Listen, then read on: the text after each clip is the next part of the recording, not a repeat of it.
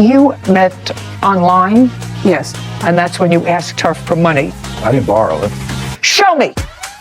Because she offered to help me, so I kind of got comfortable to ask. Got comfortable to ask? I don't give a rat's behind. This is Judy Justice suing her ex-boyfriend, James Stewart, for travel costs and a loan. Court come to order. All rise. Judge Judy. Have a seat, please. Kevin approaches the bench. Hello, Judge. Case 2102, Peterson versus Stewart. Thank you. You're welcome. Judy turns to Joy. Miss Peterson, you and Mr. Stewart met online. Yes. You met Mr. Stewart, and according to your complaint, a romance developed, and there were two things that you believe, now that the romance is over, that he owes you. One of them is a loan that you made to him for $1,000. Now, Mr. Stewart does not deny that you gave him $1,000, correct? No, ma'am. Your defense is that it was a gift Correct. and not made as a loan. Okay. On what date did you and Miss Peterson start to date? We never dated. We actually wasn't through no dating site. Just somehow, coincidence, we came through. Did you see her? I met her once in person When? when she paid for a hotel for my birthday, Give me the date January 30th. of this year. Yes, ma'am. So you met for the first time in January of 2022. Tell me about the $1,000. If you're playing with your papers, you're not going to hear where we're going. The $1,000 at that time, I was struggling with heart disease, which I just got out the hospital for having a heart surgery last Friday. So financially, my dealership was a little bit under the burden. So I asked her if she would help me. And when did you ask her? Was that in January? No, man, that's a couple months later. All right, so that would be in March. Yeah, And it's the only time that you ever met her was in January. I met her once, other than that, when she gave me the money. Other than that, it was just normally her texting me, how you doing? Do you want to meet up? Okay. So Considerate. you met personally twice. Correct. And after January, you didn't see each other personally, just by messages. And that's when you asked her for money. And you were going to tell me why in March you asked her for money. I understand that you just recently came out of the hospital. And while I'm happy to see you looking well and healthy, it's Thank really irrelevant to this case. Yes, ma'am. Okay. So why did you ask her for $1,000? Because she offered to help me. No. Nobody offers to help you unless they know that you need help. Well, it's in writing. No. Nobody offers to help you unless Yes, you ma'am. let them know that you need help. I was kind of life coaching her. We both was going back and forth. We had an open line of communication, so I kind of got comfortable to ask. So I see what you're Got saying. comfortable to ask. She already gave me money before that $1,000. That's why I was comfortable. Just a second. I'm talking about the loan. I want you to tell me, since you acknowledge that she gave you the money, tell me why you needed it. Well, I needed it because I paid for the trip, which was $2,180, which she gave me $2,000 plus $160 more for luggage. Came to just shy of $2,400. I don't So she- understand what you're talking about. Well, she's already came to me and gave me money for us to take this little trip together. What does that have to do with this $1,000? That's not what I'm talking about. Because she was supposed to come and reimburse some of the money because I paid already into the trip. So I was asking her for money. Am I crazy? Did he start to talk about his business needing money? He has a used car business. Yes. Really, before you come on a program like this, you should really watch so that you would know that one of my favorite sayings is, if you tell the truth, you don't have to have a good memory, especially if you're smart. Now, if you're not so smart, and within 3 minutes you tell two different stories, that, Mr. Stewart, is a phrase that you should learn to live by. If you tell the truth, you don't need a good memory. That's not correct, Your Honor. Well, that's only because you wouldn't know the truth, because you have to have been introduced to the truth. He says, the $1,000 at that time, I was struggling with heart disease, which I just got out of the hospital for having a heart surgery last Friday. So actually, my dealership is a little bit under the burden, so I asked her if she would help me. So you remember saying that? Yes, ma'am. Okay, so that's different from she was paying me back. You just have to acknowledge that's Yes, ma'am. different. Okay, and let me tell you what you swore to in your answer. She offered to help me catch up on my child support. On a phone conversation, yes. I just asked you one simple question, sir. You acknowledged she gave you $1,000. What was it for? So now I have three reasons. One, your car dealership was a little bit of a burden. Two, she was returning your money to you. And three, you were catching up on your child support. Those are the three things that I have in front of me. Yes, ma'am. Is it door number one, door number two, or door number three? Whichever one you would like, ma'am. So far it's $1,000 for the plaintiff. Now, whether it was for school or whether it was for your children's support, she's not responsible for your children's support. You're responsible for your children's support. Have you ever met his children? No. She doesn't even know your children. No. Do you have a child support order? No, she asked me to marry her. Just though. a sec. I asked you a question, Yes, not ma'am. her. Do you have children? The answer is Yes, I have children. Yes, ma'am. Yes. Caption. Coming up. This is not a dance. No, I'm just This is saying. not a dance. Yes, ma'am. You lead, I lead, I always lead. Yes, ma'am. Later. You had some trouble with your finances and you had serious debt. What kind of work do you do? I'm a credit collections agent. Not a good thing when you're a credit collections agent. A woman grins. A courthouse. The Judy Justice logo appears. In the courtroom, Joy and James. Joy Peterson claims her ex-boyfriend, James Stewart, owes for travel costs and a loan. Now, the children do not live with you. They're above age. Yes, ma'am. When you swore in your answer that you had gotten behind in your child support order, what child support order was that? It's the last child because I got behind because I was out of work. So they're above age, but I owe a little arrears. Okay, so that's the child support that you were behind. Had you been noticed to come to court on those arrears? I've never been in contempt. No, ma'am. I've always kept a good standings with them. Okay, but you're behind now. Yes, You ma'am. were behind then in March. Yes, ma'am. Okay, and you knew you were behind because? I was on bed rest for 5 months due to a knee surgery and some heart issues. Okay, did you request that your child support order that was on arrears only be stayed while you weren't working? I got a new caseworker, wasn't willing to work with me at that time. So Okay, so there was difficulty. Your caseworker was involved in this child support Yes. order. That sounds better. And the child support order was in favor of the state I don't owe the state no money. I paid all fees off with them. I just owe the back child support. to the mother of the children? Yes. Okay, $1,000. Now, I'm going to come to you. According to you, you gave the defendant $2,000 to buy travel tickets for you. Yes, Your Honor. When? I gave him money in March. At the same time that you gave him the $1,000? No, ma'am. That was in April. Show me proof of that. And I want to see $2,000 taken out from someplace for him to pay for these tickets. And they were tickets for you to go from where you live, which is where? Springfield, Ohio. To Miami. Yes, ma'am. The $2,000 was in March. What were you going to do in March? In March, I gave him the $2,000 to purchase tickets because I asked him, can you get discounts for us to go to Miami because I was going to have surgery. So he told me yes, sure. So I gave him the $2,000 for that. That's not. Then he said, well, that's going to be more than that. I said, well, that's all I have for the tickets for me and my daughters. He said he wanted to go, so he was planning on going. Mr. Stewart, Yes, ma'am. on what date did she give you the $2,000 to buy the tickets? It was early March. She could. Yeah, March, it looks like March 25th. She gave you $2,000. And when were you supposed to go to Miami? We were supposed to go July 4th, and she. Okay, just a sec. You're supposed to go in July. So you're talking about 4 months later. Yeah, she canceled the trip. Okay. When did she cancel the trip? She canceled the trip about a month later. So she canceled the trip in April. Yeah, and it was a third party, so it's non-refundable. I don't know that at all. Yes, ma'am. Now, just a second. So you're going to have to show me. I didn't borrow it. You borrowed the $1,000. I didn't say you borrowed this $2,000. She gave you money for a specific purpose. Right, she went- Don't speak. She gave you money for a specific purpose to purchase airline tickets. For us. Which you, I don't give a rat's behind for who. She gave you money to purchase. As I did. Airline tickets. As I did. This is not a dance. No, I'm just. This is saying I not did. you lead, I lead, I always lead. Yes, ma'am. Absolutely.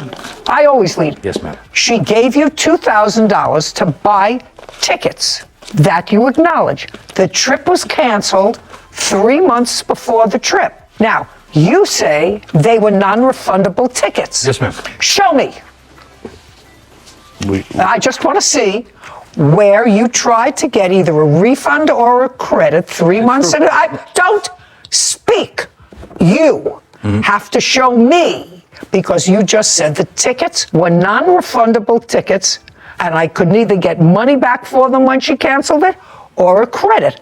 And I said, in all that paperwork, show me. it's just public knowledge on their website. I apologize, I do not have it. It's not public knowledge on any website. Judgment for the plaintiff in the amount of $3,000. $1,000 loan, $2,000 for the tickets. We're finished here. Thank you very much. Out. This court is adjourned. Out. She wanted to go on a vacation, Taking advantage of me. was being a little aggressive. Don't even look that way.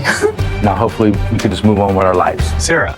I I think we should print that on cards to hand out to people as they leave here. If you tell the truth, you don't have to have a good memory. That was pretty funny. That defendant in the first 15 seconds told 3 different stories about the same $1,000. Reminded me of a toddler when you ask if they had cookies and it's all over their mouth and they say, no, I didn't have chocolate, I didn't have candy. 15 seconds, 3 different stories. So if you tell the truth, You don't need a good memory. not at all. Case 2158, Smith versus Crosley. All parties, please step forward.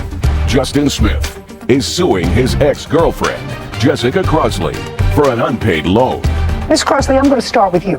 You and Mr. Smith were in a romantic relationship for a period of time. Yes. From when to when? I want to say it was about a year before my son was born. My son was born February 11th, 2019, and our relationship ended about 4 or 5 months after he was born. And after you separated, according to what I read, you sort of remained friends. Yes. Great. You had some trouble with your finances, and you had serious debt. What kind of work do you do?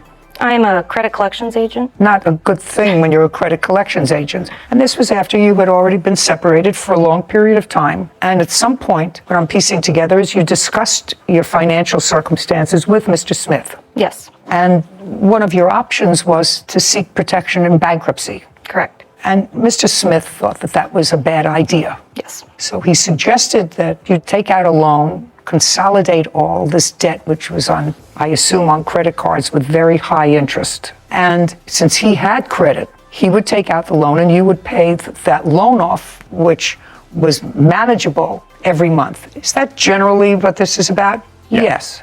Caption coming up.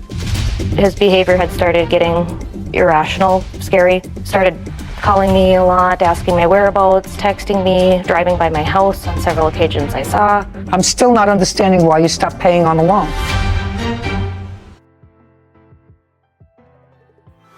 A courthouse. The Judy Justice logo appears. In the courtroom, Justin and Jessica. Justin Smith claims his ex-girlfriend, Jessica Crosley, owes for an unpaid loan.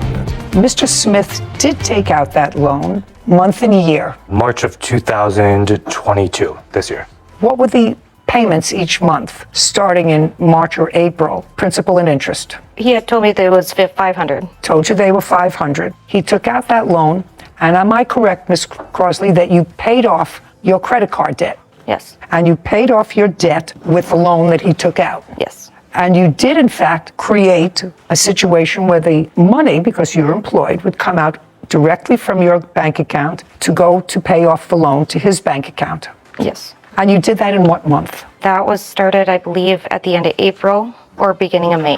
And how many such payments did you make? Biweekly payments, I believe I made about 6. Thereby acknowledging that this was a loan. At some point, you stopped making the payments. What month did you stop making the payments? In July of this year. Why? So I had started seeing my current boyfriend. This is not a social show.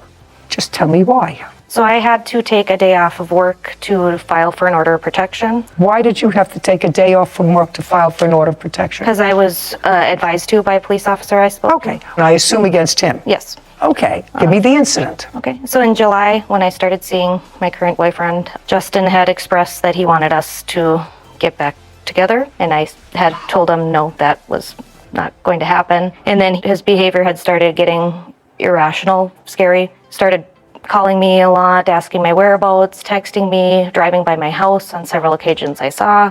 And then there was an incident on July 19th where I had allowed his mother to take my son to a play. And she was supposed to drop him off back to me. And instead of dropping him back off to me, she had dropped him off with his father at his work. And then I got a call from Justin yelling, saying, "Where are you? What are you doing right now?" And I'm like, "Well, I'm on my way back home. Your mom's supposed to drop off Braden." He's like, "I have Braden. I'll meet you at your house." So I said, okay. We got to outside my house, and then he pulled up next to me and then started screaming out of the car, like, "Where were you? What were you doing?" I was like, "I was spending time with Anthony, my boyfriend." And he's like, "I'm taking Braden. I'm not going to give him back to you." And my son's crying in the back seat. And I said, "No, you give him back to me. It is my day to have him." And he drove away.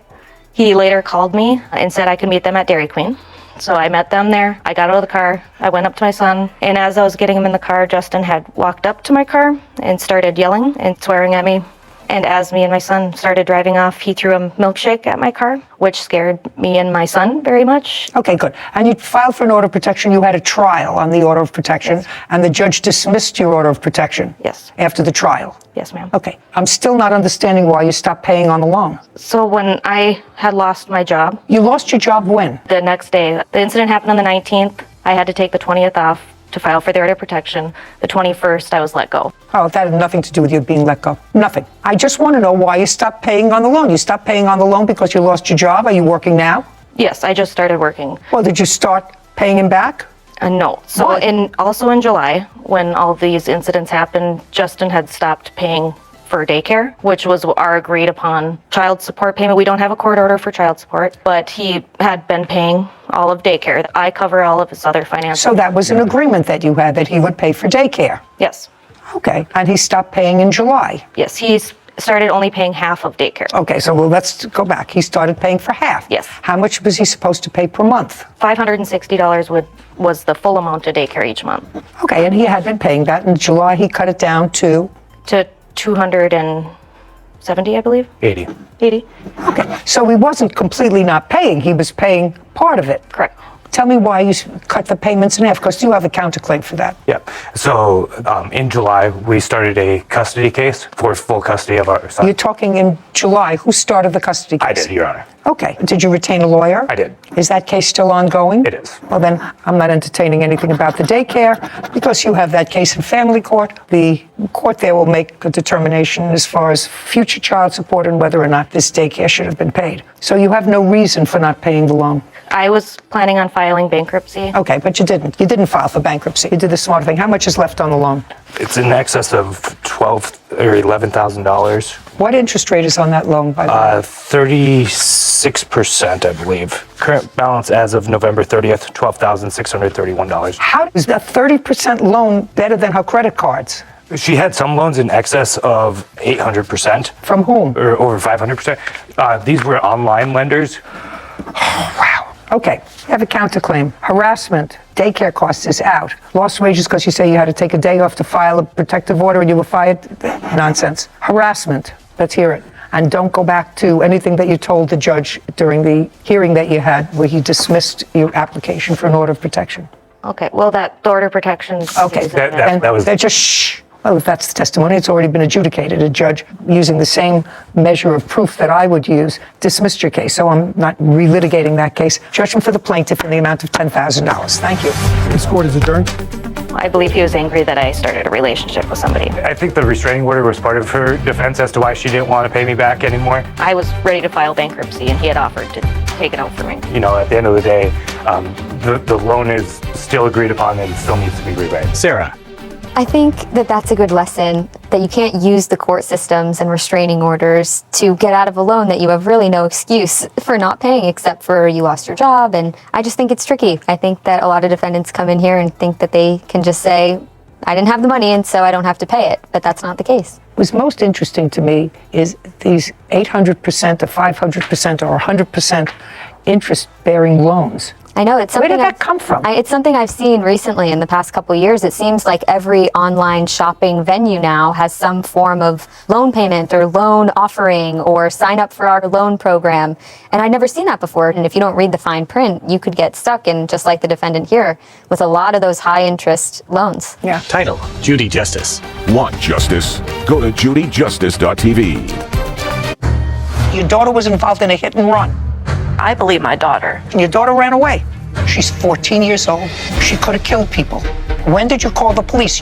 The answer is you did not, but this is the example that you're setting. That's a great lesson. This is Judy Justice. Tanya Atkins is suing vehicle owner Kelly DePanger for damages and lost wages from a car accident. Court come to order. All rise. Have a seat, please. Kevin approaches Judge Judy. Hello, Judge. Case 2165, Atkins versus DePanger. Thank you very much. Welcome. Judy points at a young woman and gestures for her to approach the defendant's table. Tell me your first name. Destiny. How old are you, Destiny? I'm 14. And you don't have a driver's license. No, ma'am. So you know you're not allowed to drive a car? Yes, I do. You took your mother's car without permission. I did. You were with a girlfriend, Yes, ma'am. who also is your age. Is not an answer.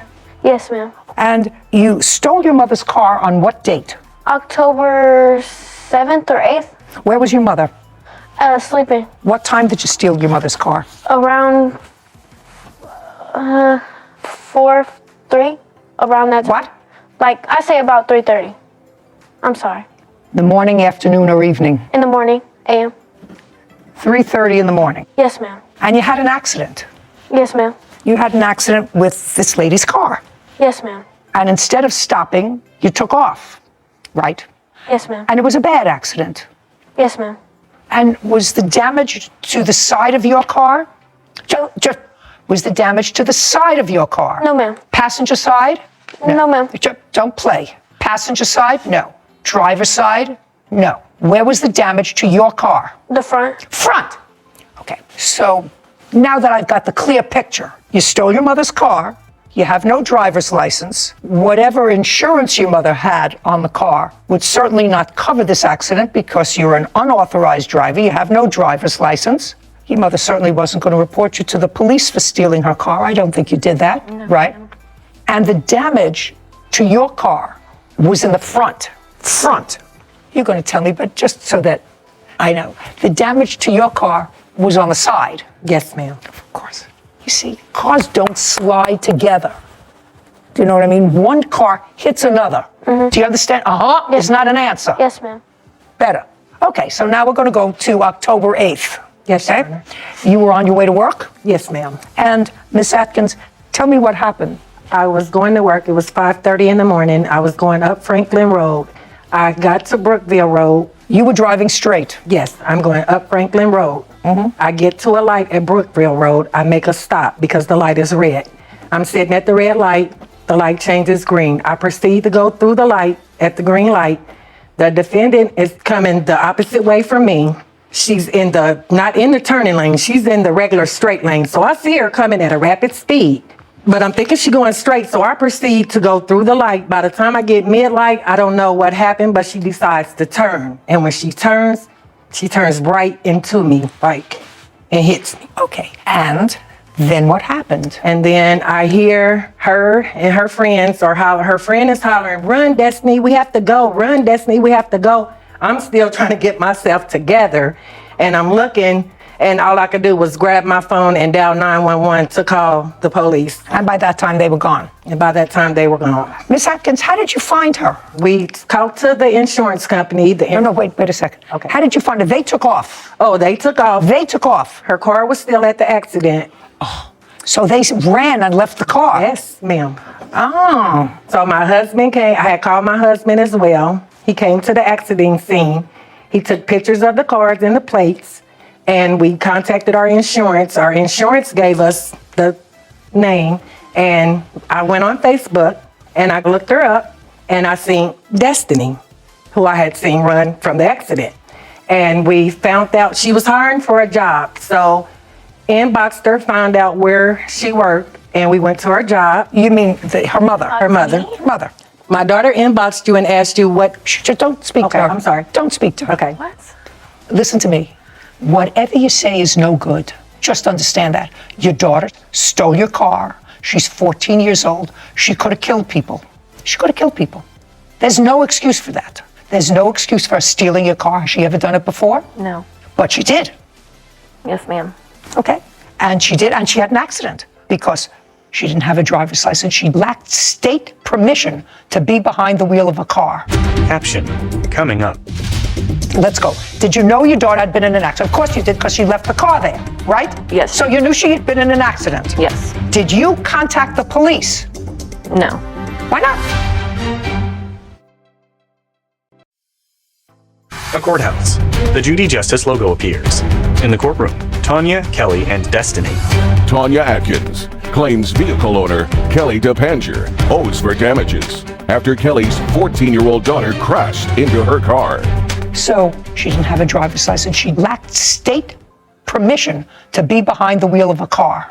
But she still harassed me, though. What? At my job. She harassed me at my job. Just a second. Did she contact you first? As far as... Just as anything, contact, No. email. So I don't know you're who gonna her tell daughter me- was. You're going to, what? I didn't know who her daughter was trying to contact me on Facebook. I don't. Judy raises her hand. Did you know your daughter had been in an accident? Let's go. Did you know your daughter had been in an accident? Of course you did, because she left the car there, right? Yes. So you knew she had been in an accident? Yes. Right? Did you contact the police? No. Why not? She came to the house freaking out and, in panic of her getting in an accident. And my daughter So is what did you, telling just a me, second, so what did you do? What did you do? Your daughter stole your car. I see the picture of the accident. The picture of the accident clearly shows that your daughter hit her car. Your daughter's car is the gray this one. is the very first time Just a I've second. seen this. Well, I'm telling you, when you have front end damage, that means you hit somebody. She's wrong from the get-go. So I'm asking you, she came home, you told somebody, did you call the police and say, listen, my 14-year-old daughter took my car without permission, there was a bad accident, I hope nobody was hurt. Did you do that? No, I did not. No, of course not. You waited for somebody to find you. No, not necessarily. Well, what do you mean not necessarily? Unless you contacted somebody, did you go back to I was under the impression that they called the police. Just a second, what would give you that impression? Your daughter ran away. She said that cops were called. How did she know the cops were called? She ran away. What? The cops were there. One of a cop had spoke to me that night.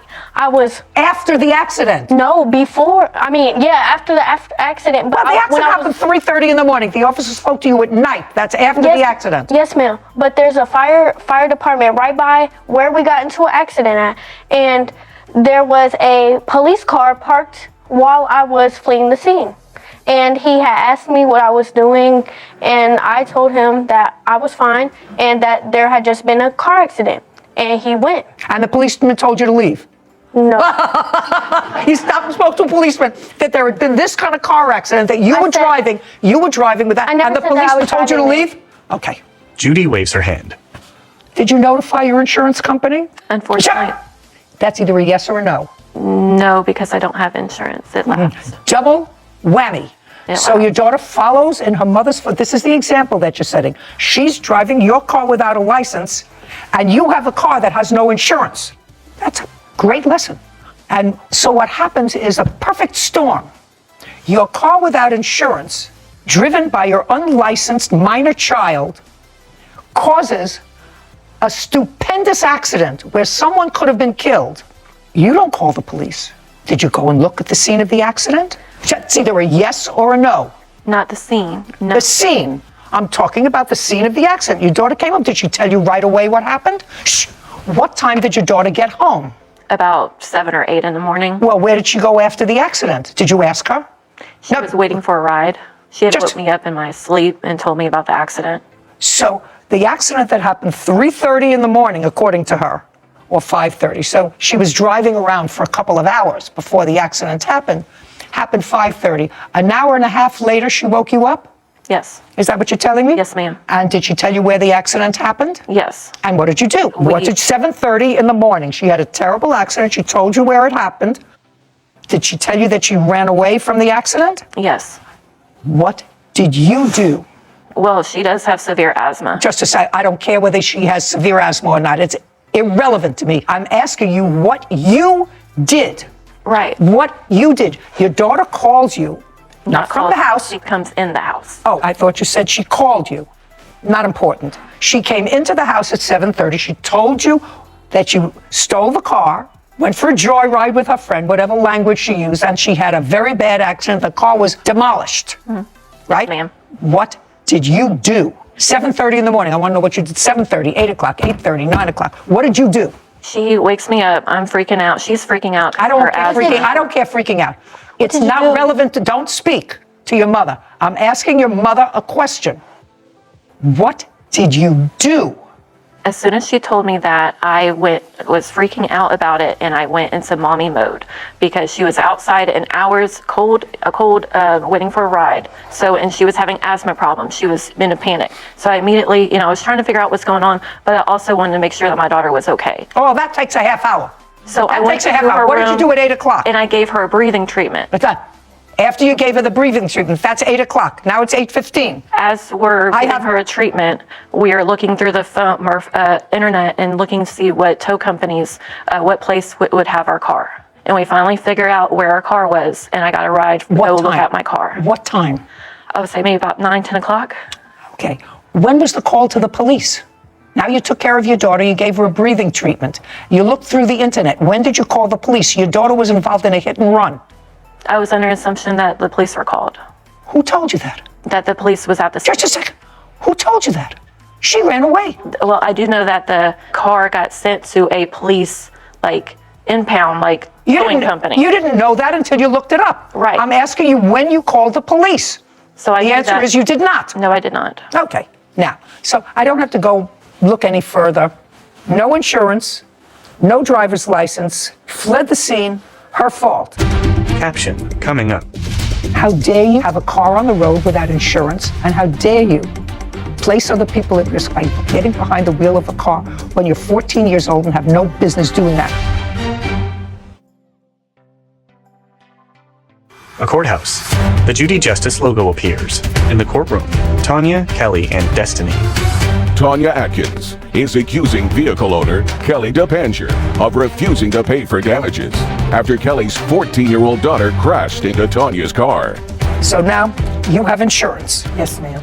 and there was a note on the car. Yes, ma'am. The car is totaled. It looks like it's a total car to me. Yes, ma'am. How much was left on the note for the car? $35,000. Was left on the note? Yes, ma'am. Okay, I'll take a look at those papers in a second. And what was the check from insurance? They paid $30,000. Can I see, please? Tanya flips through documents. I don't have my glasses, and they're in my purse. I'm sorry. Maybe your husband can help you. Yes, ma'am. Thank you. A man approaches Tanya, produces a document, then hands it to Kevin. He brings it to Judy, who reviews it. Thank you. Yes, ma'am. So am I correct that they paid you $35,749? Is that what they paid you? That's what they paid the dealership. Yes, ma'am. $35,749. And the amount financed was $39,800? That is correct. And you hadn't made any payments? Yes, ma'am. We've made payments. This is $39,826, but you made payments, so that would reduce the amount of the loan. This is the original copy of when we purchased the vehicle. And then I have a list of the payments that we made right here. What I want to know is you're suing for the difference between what was paid Yes, ma'am. to the loan company and what you still owed that you had to make good on, correct? Correct. How much money did you have to make good on to the loan company? It's not $5,000. No. How much money did you have to pay the loan company to clear the debt? What we had was called a gap insurance. So you had gap. Yes, ma'am. So all you had was a deductible. So all you had to pay was if you had gap. Which was a $500 deductible. Just a second. Sorry. That's all. That's what I want to know. You had gap insurance, so the gap covered whatever the Gap difference. didn't cover the complete loss of the vehicle because they said we didn't have uninsured motorists, so we had to come out of pocket. So now I want you to show me Yes, ma'am. what your out of pocket was. Tanya's husband hands a document to Kevin, who brings it to Judy. She reviews it. Thank you. Yes, ma'am. I'm not understanding this. You want to tell me what the out of pocket is? Gap paid. How much? The rest besides 17. $1,756. Yes, ma'am. That's what we owe out of pocket. Okay, not $5,000. No, ma'am. $1,756. Yes, ma'am. Okay. Well, that certainly has to make you whole. I knew it wasn't $5,000 because it says you had gap insurance. Yes, ma'am. Great. $1,756. Now, you were taken from that accident scene to the hospital? Yes, ma'am. Which hospital? To Community East. Were you taken by ambulance? Yes, ma'am. Did you stay in the hospital? No, ma'am. Okay. Did you have any uncovered medical bills? No, ma'am. Were they all covered? Yes, ma'am. Okay. So your out-of-pocket expense is $1,756. Yes, ma'am. And the discomfort that brought you to the hospital? Yes, ma'am. And I have a lost wage paper from my employer as well. I'd like to see it. Also, if I may say, ma'am, we had to rent a car, obviously, because her car was totaled, and the bill is in there as well. Judy reviews a document. Well, your out-of-pocket expenses, including your lost wages because you didn't work a full shift, you are an hourly employee. Those expenses, your car expenses, the $1,756 all amount to about $3,000. You're suing the defendant for $8,000, right? ma'am. I'm awarding you the $8,000. How dare you have a car on the road without insurance, and how dare you place other people at risk by getting behind the wheel of a car when you're 14 years old and have no business doing that? Do you own or rent your own home? We rent. You rent. Do you work? At the moment, no. Were you working then? Yes. Okay. What happened to your job? That's what you're going to tell me. You're going to tell me she came and she harassed you at your job. Tell me how. They both did. Well, No, not both. Her. the Plaintiff. well, her husband is the one that did the talking. And he said, And he told me, I have never seen the accident until now, so I have no idea. I believe my daughter. well, you shouldn't. Why would you believe a thief No. and a liar? Believe what happened. But why would you believe a thief and a liar? She may be a thief and a liar, but she's not stupid. If the plaintiff hit her, she would have stayed at the scene because she got hit. Doesn't that make sense to you? That if she was the one who was in the right and got hit by the plaintiff, she would have remained. She said she saw a police car there and she spoke to a policeman. So if she was in the right in the accident, what'd you leave for? Okay, you don't know. Judgment for the plaintiff, $8,000. We're done. This court is adjourned. It was very frightening. I've never been in an accident before, and so that time of morning, I'm on my way to work, so I'm not expecting that, of course. I mean, my daughter took my car. I'm glad that justice was served. When I tried to come out to make the turn, I seen her and we crashed. I really don't think she gets the concept of what she done, I don't have a car. and her mother doesn't either, obviously. Single mom without a car. I think she was trying to get out of paying the money, I mean, I immediately went into, mommy mode because of her asthma issues. and I think she also was only concerned about her daughter, which is another big issue to me too. But I was frantic. I didn't know what to do. You didn't never once mention, well, I wanted to check and see if the plaintiff was okay. I mean, my daughter could have been way worse. I'm just happy she's still here with me. Make sure you watch your kids. I've been a single parent as well. I raised 3 kids and I've not had to deal with this situation. Don't lay your keys around. Sarah and Judy. I will never understand parents like the defendant who cover for their children who have done outrageous things. If I came home and told my father and my mother that I stole their car, was 14, driving a car, and fled the scene of any type of accident, I would need a breathing treatment after they were done with me. That is how it should be, because that is how you raise responsible, accountable children, to raise them into adults. I couldn't agree with you more. Title, Judy Justice. Want justice? Go to judyjustice.tv. You were having a party for one of your kids. Yes. You were jumping with full force on that sprinkler head. You say she didn't properly supervise your daughter. Yes, ma'am. She doesn't require her supervision. The landlord is holding her responsible. She's going to lose her housing. This Kara Simmons is suing her former friend, Jania Freeman, for water damage caused by Jania's 14-year-old daughter. Court come to order. All rise. Judge Judy enters. Have a seat, please. Hello, Judge. Case 2180, Simmons versus Freeman. Thank you. Welcome. Judy turns to Kara. Miss Simmons, how long have you known Miss Freeman? I met her in the 3rd grade. I've seen her a few times since then. And you were having a party for one of your kids. Yes, my oldest son, How old is he? 12. And it was a house party. And was she invited? She was invited. I invited everybody from my Facebook, my family, and my friends. How many people did you have? There was about 10 kids that came. And one of those children was the defendant's daughter, who was 14? At the time, yes. Is that you? Yes. Could you stand up next to your mother? Tell me your first name. Miari. And did you come with one child or more, Miss Freeman? 2. Your daughter and who else? My 11-year-old son. And at some point in the party, the kids went outside. Yeah, so it was inside of a party room, and they were on the 2nd floor, and they were able to go play at the equipment that's on the 2nd floor. Do you have photographs of the equipment? I do on my phone, but I have a picture of where her daughter was playing at. Let me see what you have. Kara hands a photo to Kevin, who brings it to Judy. She reviews an image of a large concrete planter. Okay. Come up here. Niari approaches. Is this where you were playing? Yeah. On the grassy area? More like, so it was 3 of us. We were all sitting right here, and I just so happened to be like more inside of the plant. I just want to know whether you were in the planter or outside on this grass. In here or out here? Both. So you were both? Yeah. Okay. Now you can go back. Niari returns to her mother's side. Okay. Just for my information, what were you doing in the planter? Well, more like I was like on top of it, not necessarily like in it. I wasn't trying to be in it, but my friends were sitting down and they were talking, and I didn't want to sit, so I was standing up on it. Standing up on this is not my question. Were you in the planter where the plants were? Yes.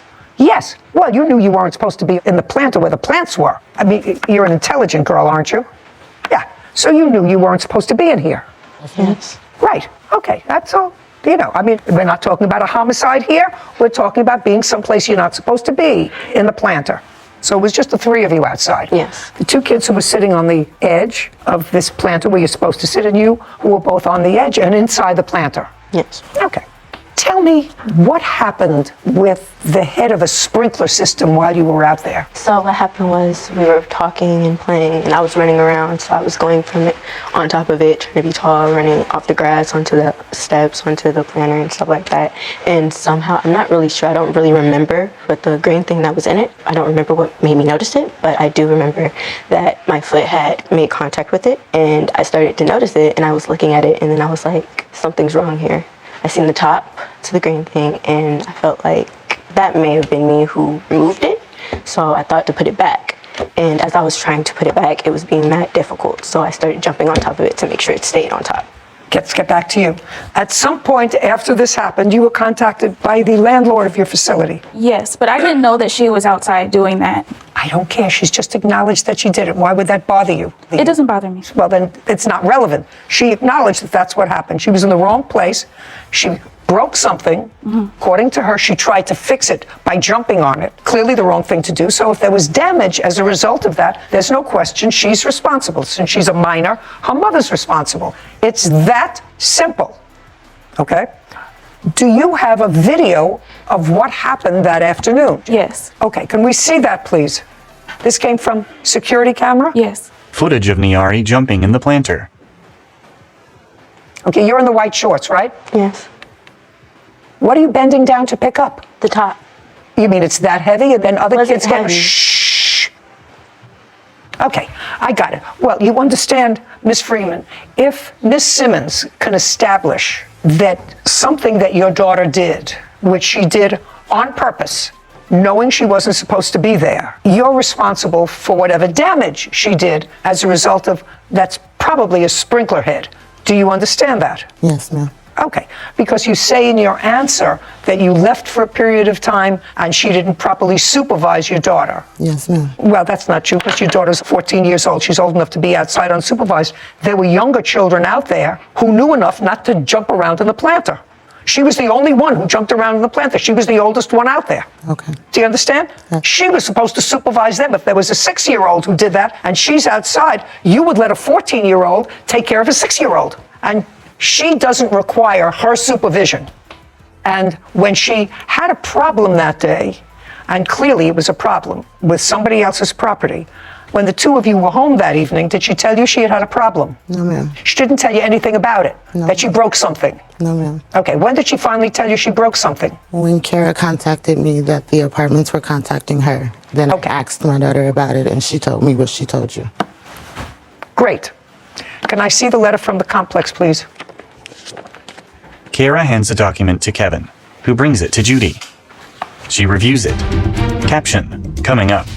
Do you know how many children she has? She has 3 children. So she's dispossessed from her apartment. That's 4 people who are homeless. She's going to lose this housing unless she pays the damage that your daughter caused. That doesn't seem reasonable for her to lose her housing, does it? And later today, There's no question in my mind that you left this mess because she was quadrupling your rent. But you were annoyed? You're still not allowed to leave a place like this. A woman shakes her head. A courthouse. The Judy Justice logo appears. In the courtroom, Kara, Jania, and Niari. Kara Simmons claims her former friend, Jania Freeman, owes for water damage caused by Jania's 14-year-old daughter. So what this says is that they looked at this video because they tried to determine what caused the leak in a commercial business operating in the building. The leak caused substantial damage, $9,927 to be exact, as a result, because this was a water pipe and it was broken. Okay, and it tells her that unless they get this $9,927, she's going to lose her housing, right? Yes. Your fault. What can I tell you? Don't let your mother ask. I'm asking you, what's the issue? You caused the damage. Whether you accidentally hit that pipe initially, you knew you shouldn't have been there. And it's clear that whatever you were doing, you were jumping with full force with both feet on that pipe. That's clear. You tried to pick it up. You leaned over at least twice to try to pick it up and then put it down and then stomped on it. Clearly, you weren't supposed to be there. The landlord is holding her responsible because under the terms of her lease, she's responsible for any damage caused by not only a member of her household, but an invited guest. Do you understand? Yes. Okay. So sometimes if you're acting stupid, nothing happens. Sometimes if you're acting stupid, a lot of things happen. Do you know how many children she has? She has 3 children. They all live at home? They all were there, yes. Yeah. So if she's dispossessed from her apartment, that's 4 people who are homeless. She's going to lose this housing unless she pays the damage that your daughter caused. That doesn't seem reasonable for her to lose her housing, does it? No, ma'am. Judgment for the plaintiff in the amount of $10,000. We're finished. Thank you very much. This court is adjourned. The truth is that you don't host a party and you don't watch the children that are on your property. They're teenagers. They're old enough to be outside alone. All of those children were in the planter at some point, but it's fine. There were no other children in the planter. I would think that there should have been something for like flood, fire, or earthquake damage in place, so I don't know. But she should take responsibility for her daughter. That's not my responsibility. Judy. Relatively simple. You know, I think that there is an age, Sarah, where even under these circumstances, a child can be out unsupervised. Certainly, the defendant's defense in her answer said that her daughter was out unsupervised because she left the party for something for a short period of time. Well, there's no issue that a 14-year-old Doesn't need to be constantly supervised. You usually use a 14-year-old to supervise others. to supervise other young children. I do think it was an accident. I think that she knew she probably wasn't supposed to be in the planter, but once we saw the video, it was playful. They were playing a ball from up high, down low. I understood the situation after we saw it. You also understood that the stomping full force as a 14-year-old could do some real damage, especially inside a planter that's supposed to be a delicate, untouched area. So I understood. I think the defendants were in a tough position. They knew it was their fault. I appreciated that they took responsibility. Well, sort of. The daughter did. The daughter did. I'm not so sure about the mother. I think the mother saw the big price tag attached to the responsibility and maybe tried to backtrack a little. But yeah, I mean, accidents happen, but there are big consequences for... She learned that lesson, this young woman, today. I hope that they did. Case 2185, Francis versus Morris. All parties, please step forward. Danielle and Michael Francis are suing their former tenant, Anthony Morris, for property damage and loss of income. Miss Francis? Yes, ma'am.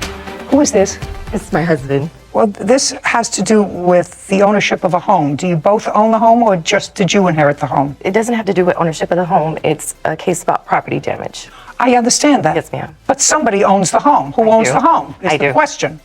Not your husband. Correct. Have a seat. Let's not confuse it. Miss Francis, you had a brother. Yes, ma'am. Whose name was? Julius. How old was he? My brother was 38. And your brother owned a home? Yes. How long did your brother own this home? He just purchased a home in 2017. Do you know how much he paid for it? About $123,000. Was there a mortgage on the house? Yes, ma'am. How much is left on the mortgage? $110,000 now. Do you know how much the house is worth? Yes, ma'am. It's worth $213,000 now. So almost double. Yes, ma'am. Now, your brother passed away when? June of 2020. From what? Pancreatic cancer. So it was relatively fast. Yes, it was. He was actually diagnosed in 2019. So in early 2019, I became his caregiver, taking him back and forth to the doctor and chemo visits, as well as my husband. Okay. Now, Mr. Morris, Yes, ma'am. you had been a roommate of Julius. That is correct. For how long? I moved into the house on October 19th, 2019. And you paid rent? Yes, ma'am. Now, when Julius got sick, according to what I read, you never moved into the house with Julius. You just took him to where he needed to be. Is that correct? You lived with your husband. Yes, ma'am. You lived with your husband, and you came as needed to take your brother to medical appointments, etc. You lived in the house with him. Correct. Is that correct? Partially. What's not partially?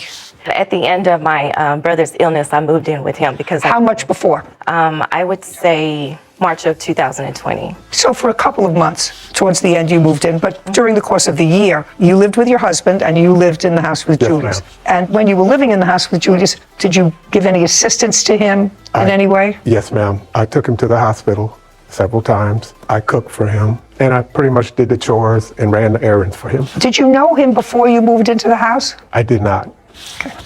After Julius passed away, you inherited the house. Yes, ma'am. Did he have a will? Yes, ma'am. And the will specifically gave you the house. Yes, ma'am. And you and the defendant determined that you would remain a tenant in June of 2020. Is that correct? That's correct. Yes, ma'am. There came a time when you moved out, Mr. Morris. Yes, that's correct. And what month and year did you move out? June 1st, I believe, 2022. Correct. And what was the reason that you moved out? I moved out because the rent had went up for a second time. What was it when you were living with Julius? $650. And then when Miss Francis inherited the house, did she modify the rent? She did. In what month? I'm not specifically, I can't answer that question. What did she raise the rent to? Approximately $1,200. Was that the first increase? That was correct. How long did that increase stay in place? That had to be for a year. That was the term of that lease. And what happened after the year? She raised the rent again. To what? Well, that's when I didn't accept that lease. What did she ask? $1,575. She wanted $1,575. Yes, ma'am. And you determined that that was too much rent for you? I did. So you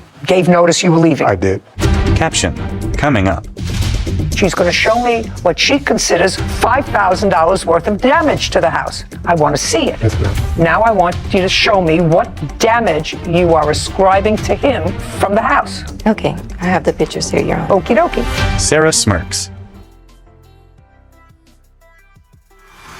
A courthouse. The Judy Justice logo appears. In the courtroom, Danielle and Anthony. Danielle and Michael Francis claim their former tenant, Anthony Morris, damaged their property while renting from them.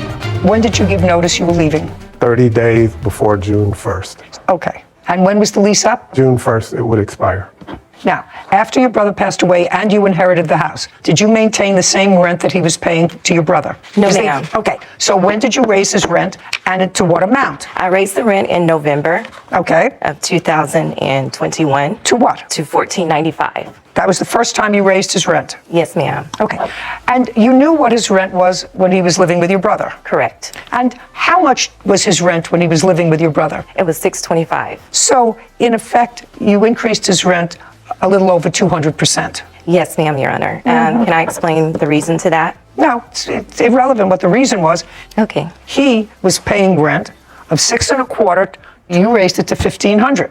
Now, at the end of that term, were you going to raise his rent again? Yes, Yes. ma'am. To what? It was going to be an $80 increase to $1,575. Now, during that 2-month period that you lived in the house, you had no issue with regard to the way Mr. Morris maintained the house while you were living there with your brother. And that fact is buttressed by the fact that you maintained him as a tenant, right? Correct. Okay, so you saw the way he maintained the house, and having seen that, you continued him as a tenant. Correct. And you raised his rent substantially, and he paid that rent. Correct. And he paid that rent sufficiently so that you were prepared to re-rent him the house, but you just wanted a little more money. Correct. Correct. Now he moves out on June 1st of this year. And now you say that he caused almost $5,000 worth of damage, and because he had damage, you lost income because you couldn't re-rent the house. Correct. You moved out in June of 2020. Yes, ma'am. You have a new tenant in the house. Yes, ma'am, I do now. And how much rent is she paying? She is paying $2,200 a month. And when did her lease start? The lease started in September. So your premises was not rented for 2 months. Correct. And when it was rented, from the 2-year period of time between your brother's death and your re-renting the house, the rent went from $625 to $2,200. Yes, ma'am. Doesn't sound like you're losing any money. Well, there's Just a second. Okay. Doesn't sound like you're losing any money. So I'm not interested in the loss of income that you had. You had no loss of income. Anybody who lives in a house can't rent from June 1st. House has to be painted, normal wear and tear. You may have to redo carpeting. That's the normal wear and tear. Had to be done because that's what you do when you want to get $2,200 rent from somebody for a house. You have to paint it up. You have to freshen it up. You have to do all of those things. So what I want to see from you are photographs of what, other than cleaning out the house, which Mr. Morris acknowledges for whatever reason there was stuff left in the house. Correct, sir? Yes, ma'am. That belonged to you. Yes, ma'am. And that you didn't clean out. I did not. Now, you left on June 1st, and I'm telling her that she's going to show me what she considers $5,000 worth of damage to the house. I want to see it. Yes, ma'am. You agree that you left some stuff in the house. She probably has a bill for cleaning out some of that stuff. That she's entitled to. Now I want you to show me what damage you are ascribing to him from the house. Okay, I have the pictures here, Your Honor. Okie dokie. Danielle produces photos. Also, can I present in evidence what the room that the defendant rented out, what it looked like prior to the damages? No, I don't see any damages. I see mess. There's pictures in there, Your Honor. I'm looking. The damages, the carpet was damaged very badly. He messed up my mattress in my second bedroom. The doors was damaged. He actually changed the lock on the second bedroom door and the master room bedroom door without my You see all this knowledge. stuff, sir? Shh, Yes, just a ma'am. sec. This is all your junk, right? Yes, ma'am. Okay, so you should have a substantial bill for cleaning and getting rid of this. Yes. I'd like to see it. Danielle produces a document, then hands it to Kevin.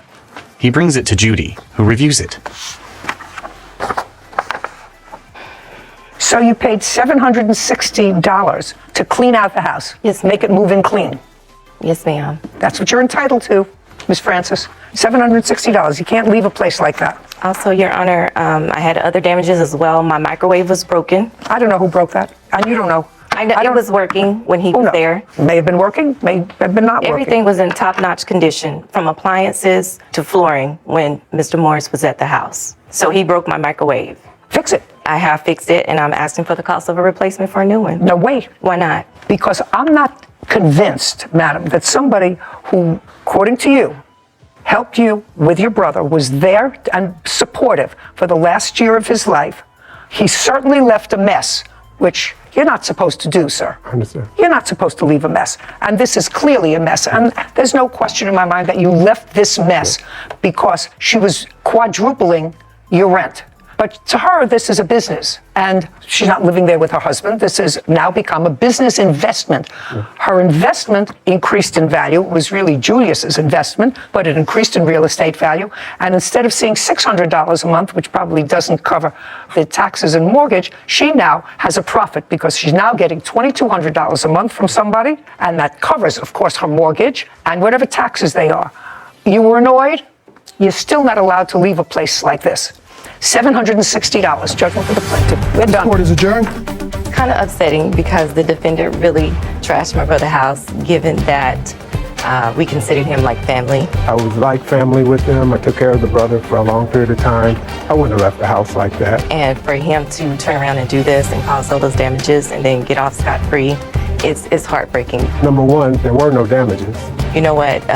Nothing good ever comes to someone who does people like this. Money does change people, and so you have to be careful. Be careful who you rent to. Sarah.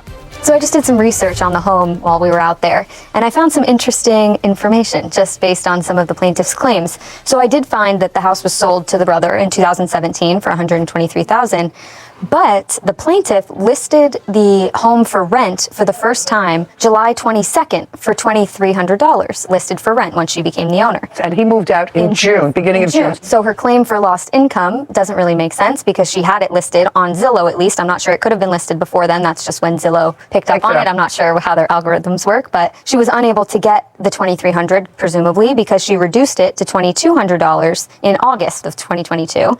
And then it was removed later in August at that $2,200 mark, presumably whoever, the new tenant that she now has. So she had no real lost income. Exactly. She had the month of maybe July, but if you have a tenant moving out June 1st, you give yourself 2 weeks notice as a landlord anyway to make the necessary painting. Yeah, then sometimes it takes a little bit. Exactly, and you don't find a tenant right away. So based on that, I wouldn't have given her any lost income for the He left the house a mess. He did. He left boxes. He acknowledged He it. left the place a mess. He left food in the refrigerator, and there's no way in one day, which he said, he was going to move all that stuff out. He was annoyed. Then you can't leave stuff that way. So she got her cleanup bill. Yeah, all she was entitled to. Title, Judy Justice. Want justice? Go to judyjustice.tv. She called Child Protective Services. She's pimped out her own daughter. Clearly that's your voice. Saying that you saw her using her child for prostitution. That's what you say in here. Vindictive and vile. This is Judy Justice is suing her neighbors, Pamela Jackson and Ashley Jackson, for filing false CPS reports and defamation of character. So the first 2 times that you called Child Protective Services, I think that they were iffy. And I believe, if you see something, say something. But this comes from a different place. All right. A police officer. Don't speak. I don't care what a police officer said to you, actually. I really don't care. You say that she called Child Protective Services in April. April 7th. Just a second. So Child Protective Services responded to a call on April 7th. And what was the gravamen of that call? Somebody was complaining that what? Do you know? Yeah, she told Not she. Somebody was complaining. Somebody was saying that I had a knife, a child, and that I was kicking her car. The same thing she told the police officer the first time. Then whenever she came inside of my house, the CPS worker. Just a second. She says she did not call Child Protective Services in April. That's what she says. So now you're going to show me proof that she called Child Protective Services in April. She acknowledges she called 3 times, all after August, either August, September, or thereafter. So show me proof that she called in April. Lynette produces a cell phone, then hands it to Kevin. Just tell her to press play. He brings it to Judy. Just press play at the bottom. Sarah activates an audio file on the phone. All these in Galveston knew how to take care of their men. They wouldn't be paying her to take care of them. She's very proud of this. She's proud of them. She doesn't care that her kids are there. I've seen signs of things that have happened. You know what? There was one incident, and yes, it did get reported to CPS. Yes, there's a video out there. Now I'm going to have to go find the video where one of the guys that comes out giving her money, the daughter is sitting there kind of grabbing herself money, almost like something happened. So it's almost like Lynette actually pimped out her own daughter. What kind of mother is going to A, have do her prostitution in front of her kids, and B, allow them around her daughter? How do you get this audio? She posted that on TikTok. And the first time that they came, April 7th, CPS, they told me that those were the allegations that were made. Clearly, that's your voice. It's clearly, just a second. That was after. Clearly, that's your voice. That's my voice, but I'm not the one that called. I learned about the allegations. Clearly, she called the police. Clearly, that's your voice. And those are pretty serious allegations, because you're not only accusing her of committing a crime in front of her children, you say in this audio, which is on TikTok, is that where it is? People are so crazy, that she is using her daughter, who is 7. That's what you say on here. That's pretty vicious. At the time, just a second. That's pretty. Your Honor, she's claiming that I'm a prostitute. Just a second. Does it sound as if right now, I told you, I don't care if you have to parallel park. There's another TikTok why that one was posted that would clear more information. I don't care if you have something that would clear more information, madam. She accused me of being arrested for calling CPS when I wasn't. And that particular CPS called somebody else. She called the police after that. Did you post this after just a second. I got hired for. That's your voice. And I don't care if you're having a private conversation with somebody, if you're saying to somebody privately, this is what I think is going on there, this is what I think. You posted this on a public platform, accusing her, not only accusing her, but saying that you saw her home being used for prostitution and her using her child for prostitution. That's what you say. Hey, that's what you say in here. And it was posted, because that's the only way you get it. Views, unlike hers, that had over 4 million. Just a second. I'm telling you that is egregious. That is egregious. Now, I have a question for you. Have you ever been arrested? No, ma'am. I didn't ask you for anything. Have you ever been arrested? No, ma'am. If you haven't been arrested, you couldn't have been convicted of a crime. You have 2 children. How old are they? 7 and 8. Who do you work for? I'm a home health caregiver for a company. You work full-time? Part-time, because I was a student. Where? In Galveston College. Is that a brick and mortar school? It's a community college. But it's a brick and mortar school. It's not online. No, it's public. When I say it's a brick and mortar, it's a building rather than something in the cloud. Yeah. Okay. Outrageous. That's outrageous. Lynette wipes a tear from her eye. Caption coming up. She ended up taking my can and going like this. Pamela makes a ramming motion. Literally shoved it into me 4 times. I don't see her going like this into you 4 times. I don't see that.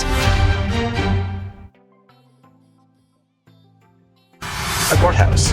The Judy Justice logo appears. In the courtroom, Lynette, Pamela, and Ashley. Lynette Hernandez claims her neighbor, Pamela Jackson, defamed her on social media. Pamela says she called CPS on Lynette after she witnessed abuse. Okay, when's the third time you called? The third time, she was outside with her child. Her child threw a ball at her. She took the ball, and with full force, she took it and threw it at his face. She also threw it at his groin. Then when he was upset and crying, she looked at him and told him, "You've been hit harder than that in soccer." Okay, did you have a video We have of a that? recording. I'd like to see it. Which one is your phone? With a happy face or this face? Kevin hands a phone to Ashley, who hands it back to him. Here's the one where you can see him being hit in the groin.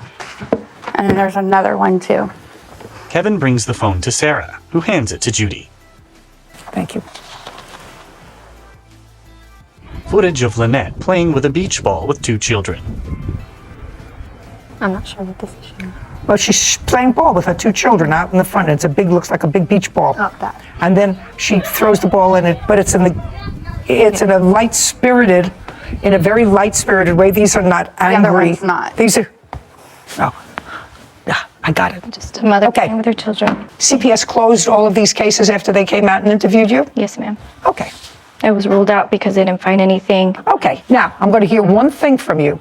Only one thing, and that's your counterclaim, because I don't care about police. I don't care calling the police. You're all entitled to do that. CPS is a whole different thing. If I could add something, please? Not unless it's on video, because what you showed me so far. Document for this one. What?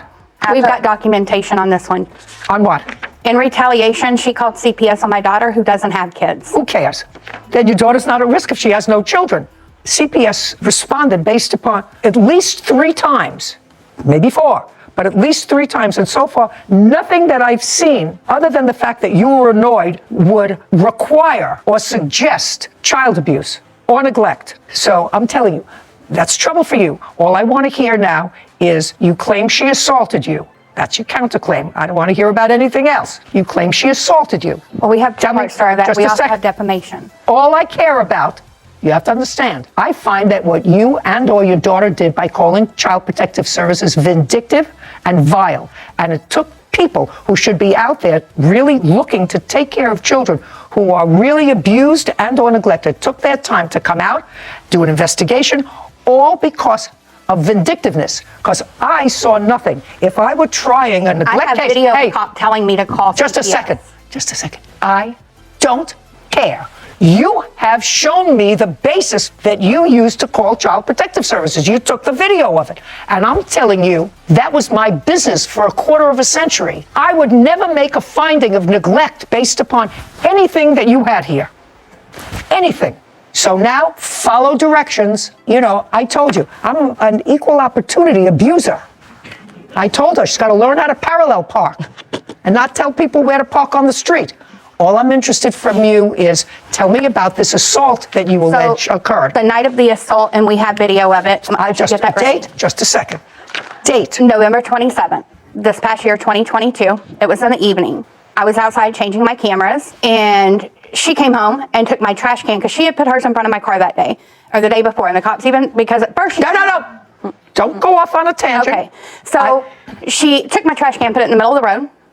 She likes to try to get me tickets. I went to go move it. She kept pulling it and moving it back out there. So finally I went to go grab her can to move it over.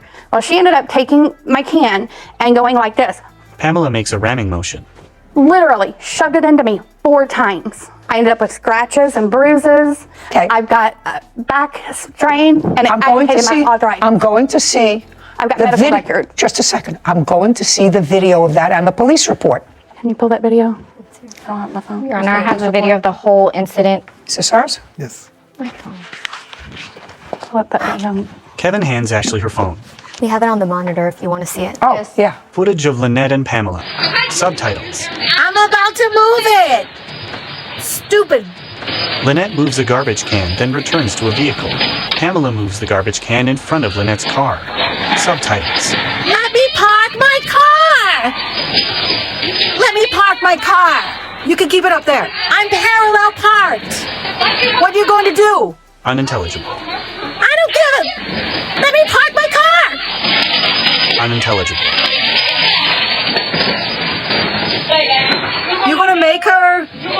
make her do it. It's all about why you. Unintelligible. You want me to hit you? Unintelligible. I don't see anything. Your Honor, I have a video of the whole Just a thing. second, I don't see anything there. Those are just clips. Shh. I don't see anything there. Miss Jackson, I see two ladies fighting over the trash cans. I don't see her assaulting you. It was the trash can she got me with. I don't see it. I don't see her going like this into you 4 times. I don't see that. I don't see it. Now I'll look at a police report. That's your video. Do you see her shoving a trash can into 4 times? You can see that they come together with both trash cans, but not much more. Stupid. People acting stupid. Kevin hands a document to Judy, who reviews it. Nonsense. Stupid. Your Honor, I have a video of the whole incident of how it first started. I'd like to see She it. made a. Where's my pink phone? I gave them all Pink phone. every angle of it. Because she Pink phone. Your she production lied. check. Don't speak. I'm not. She made another false accusation saying that I was the one who put it in the middle of the street. I came, and she was the one who came first and started putting it in the middle of the street. And I'm gonna find the video for you. Yeah, you know, I really don't care. Listen to me, Miss Hernandez. Yes, ma'am. Take your phone. I really don't care. Okay. I look there and I don't see an assault. Okay. I don't see an assault, and that's really all I was interested in. Caption coming up. You showed me your best evidence. You said I have it all recorded. Why I called Child Protective Services. Because there's clips. I couldn't get This is not a tell you what because. led up to that. This is not a because.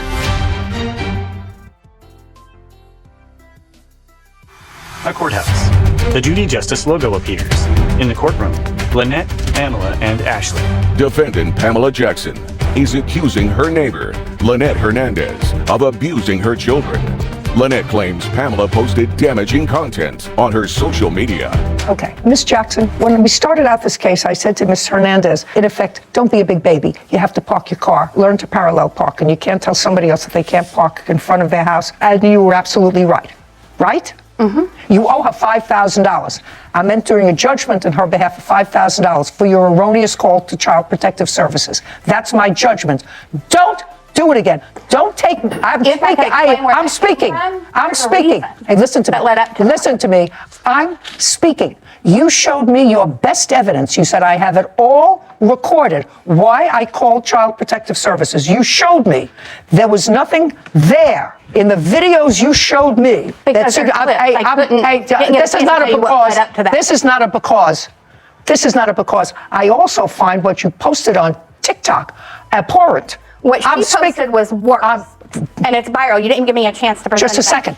The only thing that I am hearing are the calls to Child Protective Services and your assault. I didn't see the assault, but I saw Child Protective Services. Judgment for the plaintiff in the amount of $5,000. Your counterclaims dismissed. We're finished. This court is adjourned. Outside the courtroom, Pamela and Ashley, then Lynette. I overheard a lot more than what was, and saw a lot more than what was being shown. I got justice because you shouldn't waste resources, on something, on accusations, sick and false like that. I wouldn't have all these cameras if she wasn't constantly harassing me, calling the police on me. Everybody gets along except for her. She's the problem. She wants to become TikTok famous. When she realized her videos of defamation against my mother was getting a big hit, she was like, okay, I'm gonna keep this on. I'm not trying. It just happened. We've tried to ignore her. She's the one that keeps doing it. There's been things that she's done and it's just all out of pettiness. Wait for the police to finally arrest her. Thank you, Judy Justice. Judy and Sarah. So I have 2 comments. Okay. Because we've had lots of cases with the parking spaces, parking in the street, and that sort of stuff. And have neighbors start off wrong, usually because of something. This was a car thing. But you have to be sensitive to the limited resources of people who are supposed to protect children, and if you keep calling them over nonsense because it really emanated from a parking space, you touched my car, it's parked too close, that's not a tool. Yeah. That's not a tool, and we have to fortify that statement that it's not a tool to call a governmental agency that has limited resources because somebody's bumping into your car. Yeah. And there are ramifications of posting that sort of stuff without any modicum of proof. Mm-hmm. Just because you're making up this I was pretty outraged listening to that as well. Hearing, like you had said, I could speak to a friend or a family member at home and say, I've seen some weird things about my neighbor. I'm not sure if something weird is going on there. But those were concrete seemingly factual statements that she was making about her neighbor that were inaccurate and, like you said, had no basis. If true, she belongs in jail. Yeah. Which is not true. No. In my judgment, just the limited contact that I had, they both behaved badly. I was talking about this Gen, whatever it is. Oh, us Gen Z. You realize that's my generation as well. Yeah, right. Yes, it is. So go easy on us. Remember who raised us. Yes, I know. Yeah. Probably part of it was us. But I heard a really funny story. We were talking about this entitlement, young people in entitlement. And one of my friends said, I went into a store, where they usually have one shoe out, and if you want the other one, you have to ask a sales associate to please get you the other shoe to prevent people from walking out with two shoes. So he went over to the sales associate. The place was relatively empty. He said to the sales associate, could I get the mate of this shoe? And this kid, who was about 25, 28 years old, looked like a schlump. His response to him was, why me? Why me?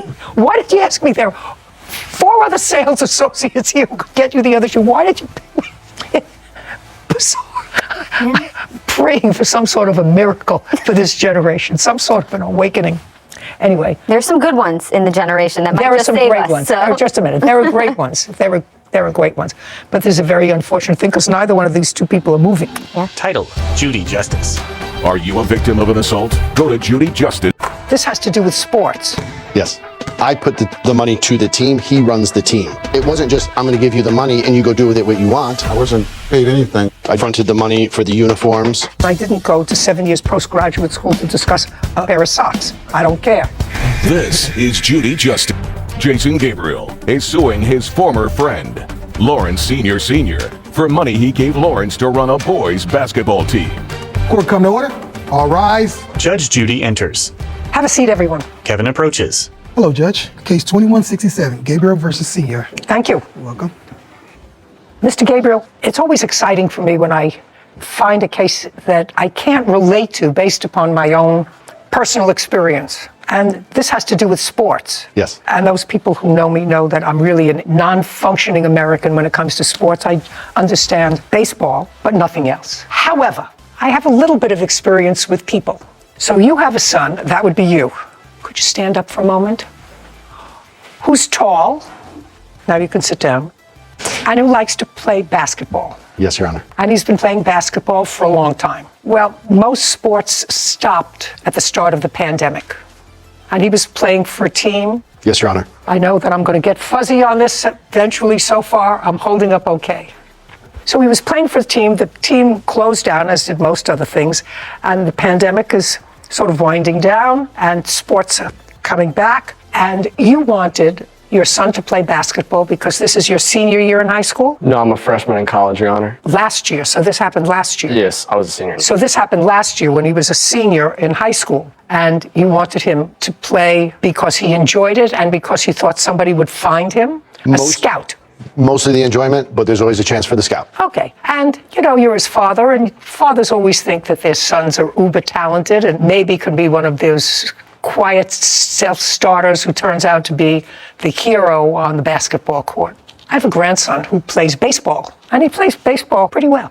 Plays in college. His father follows him around from one game to another like it was a full-time job. I can relate to that. It is. Well, your son wanted to play. There was no team. The defendant was a basketball coach who you knew. Yes, Your Honor. Whose team was also the teams that he coached were also defunct because of COVID.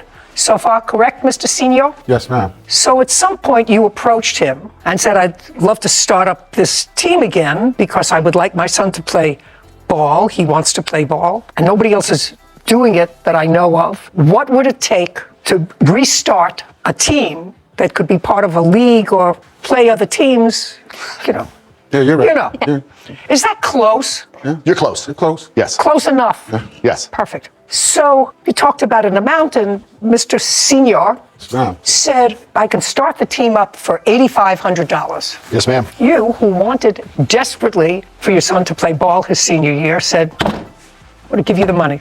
You gave him $8,500. So far, correct? $8,200. It's $8,500, Your Honor. I have the check right here if you'd like it. Okay. If you have the check, cash it, so it's $8,500. The team only played one game or one tournament? No, it was actually four tournaments in total for that season that we played. And how many are you supposed to play? We had planned on 6 in total. 1 would be out of state or far away. No. How many games were supposed to be played by your son's team being coached by the defendant? So a tournament could have 3 games. And that takes over the course of a weekend, a Saturday and a Sunday. So a tournament could be 3 games. A tournament is 3 games. Could be 4 as well if you're successful. Okay, so you were supposed to have 4 tournaments? We were supposed to have 6 tournaments, and we did have 4. Okay, so you played most of the games? Yes. And then the team was disbanded? Yes. For whatever reason, may or may not be relevant. So how much money do you want back? You're suing him for $4,800. Right. Well, math is my second non-strong suit. Yep.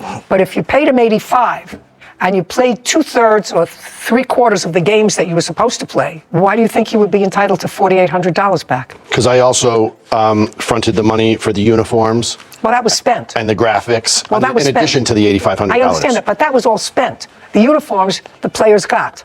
Right? And they kept them? The players kept some, and the defendant has the rest of them. Okay, do you want them back? I do not. Well, he'll give them to you back if you want them, because he's not using them. How do I know that? This is his team, his organization. It's a non-for-profit company. Okay, but let's deal with it slowly. We're dealing with the math first. Do you have, Mr. Senior, any of the uniforms? No, ma'am, I never collected the uniforms. Did you sole have? Possession. What? Well, he had sole possession of the uniforms. So you don't have any uniforms? No, he's the one that handed them out. Okay. Did any of the players give them back to you? No, none of them gave. So you don't have any uniforms? He doesn't have any uniforms? Okay. But Your Honor, it didn't cost $85 to run the team, that's my... Just a second. Now, what we're talking about, sir, your $8,500 went to have 6 tournaments. You had 4 tournaments, right? Yes. Whether or not you get your money back is a whole other thing. But the uniforms were purchased. That you don't get back. The advertising graphics were done. That you don't get back. But that's whether it's not for my 4 name or on it. 6. That was his team's name on it. Doesn't matter. What difference does it make? Caption coming up. Majority did not pay. Do you have anything that requires that they pay in a contract? That would be Coach Larry, that he does, and he passed out those to the kids. No, he didn't put in $8,500. You did. A courthouse. The Judy Justice logo appears. In the courtroom, Jason and Lawrence. Jason Gabriel claims his former friend, Lawrence Sr. owes him money after they started a boys' basketball team. Now, can you tell me why the tournaments were cut short, sir? There was a number of reasons, Your Honor. One of them was right from the start, both me and my other son tried to discourage Mr. Giamni about forming a team of that age group. Okay.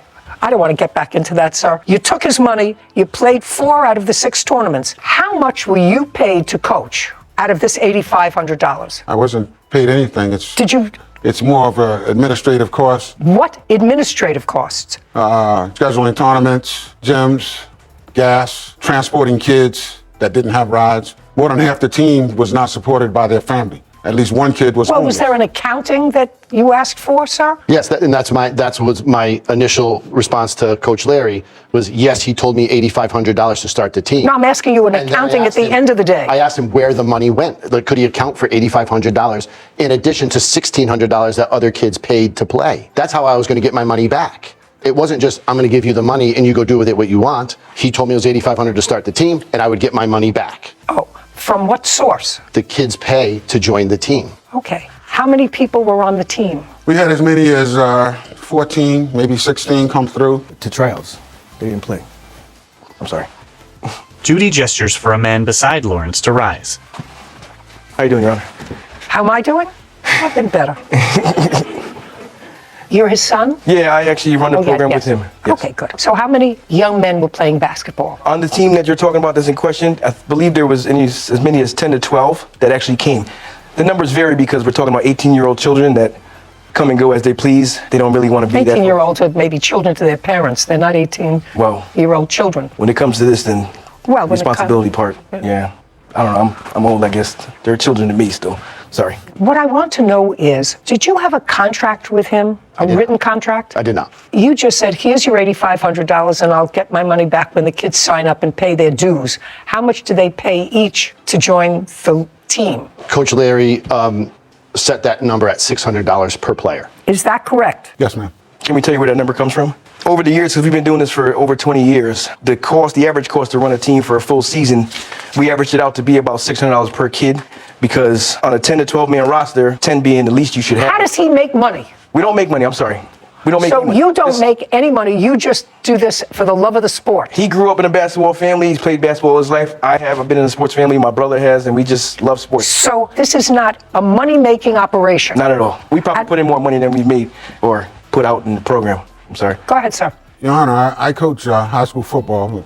Actually, his son goes to the school I coach. So I was aware of him, and I also coach baseball. So I just don't, you're not going to make any money coaching new sports if that's what everybody's saying. Well, I'm just asking you. No, I know that. I'm just asking you, because there is a suggestion here that some of that money was to pay you as coach. And I just want to know whether that is in fact correct, whether any of this $8,500 went to you. Not directly, no. Talking about gas. Indirectly to pay for gas and pick up maybe a that. car repair. I only had one car at the time. Okay. So, Mr. me and my wife Gabriel, were retired. Mr. Gabriel, can you tell me if you have, since you have no written contract, you have no written contract requiring anything, you're supposed to start up a basketball team, which he did. I assume you played, is that right? Yes, Your Honor. And you played in 4 out of 6 tournaments. Stand up next to your dad. Did you play successfully? I only played 3 out of the 4 tournaments. That's reasonable. But we were Is that successful. normal? That members, I don't even know how many people are on the basketball court at a time. 5 at a time. What? 5 at each team at a time, so 10 5 total. Yes. Well, if you had 10 to 12 kids, you what? What are you laughing at? I tried to expose it to you before this case. I tried to put it on TV. I played the Lakers. So if I go back up to Clippers. 2019, we met Coach Larry in 2019. I didn't just pick him out of the blue now. I didn't suggest that you picked him out of the blue. My son Mr. played for Gabriel. him in the past. Mr. Gabriel, you don't look like the man that would give some stranger $8,500 to start up a team, not knowing him. Correct. Okay, I accept that. I just don't understand that are you a business person? I am. What kind of business are you in? I'm a contractor. Well, if you're a contractor, Yes. that I know. You have contracts. Absolutely. A contractor has contracts. And the contract that you do, you build homes or you build... I remodel homes, yes. Okay, so the contracts that you do lay out with specificity what you're going to do, what the materials cost are, what the VIG is on it, within a certain amount of play. But it lays out everything that you're going to do. You're turning over $8,500 to the defendant, and there is nothing in there that suggests that with any specificity what he has to do to comply. He had to start a team, which he did, right? Had to start a team, which he did, where your son played. Yes. Which he did. There were supposedly 6 tournaments, out of which 4 were successfully played, and your son played in 3 of them, right? Yes, Your Honor. So you should have been happy. Somebody got a chance to see him. Did anybody give you a basketball scholarship? I do play Division III basketball in Brooklyn. Good for you. There you go. Did somebody find you at one of these games? No. How were you recruited? I did multiple showcases, and I won in Connecticut in particular. He's a good player, Your Honor. He's a good player. And so I was found through showcases that I did by my own. Okay. But you played. And that was good practice. It was good. Yes. I don't know why it was disbanded after 4 tournaments. Do you? Do you? Yes. There was multiple players who did not want to play anymore because they were verbally abused by the coach and they just were fed up. And then there was other players that were let play for free, and people just thought that was unfair. What do you mean with not play for free? Explain that to me. That they were just let on the team without paying. Oh, so some people were disturbed that some people paid to play and some didn't. Yes, Your Honor. Do you have anything that requires that they pay in a contract? That would be Coach Larry that he does, and he passed out those to the kids. No, I'm asking you for your... He didn't put in $8,500, you did. Caption, coming up.